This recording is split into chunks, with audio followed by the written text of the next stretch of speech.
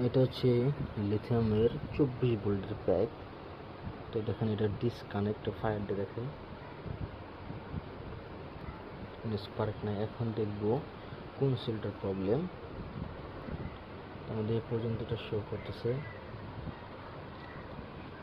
এখন এখানে 20 ভোল্ট, এখানে 20 ভোল্ট,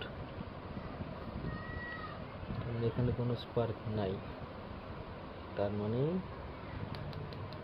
আমার এই সেলটা খারাপ। এখন আমরা সরাসরি টেস্ট করব।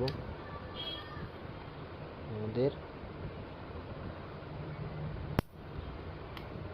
এ পর্যন্ত ভালো, এ পর্যন্ত ভালো, এই পর্যন্ত ভালো, এখানে কোনো ফায়ার নেই, তার মানে আমাদের রেজাল্টটা খারাপ। এখন আমরা এটা ঠিক করে চেঞ্জ করে দিলে হয়ে যাবে।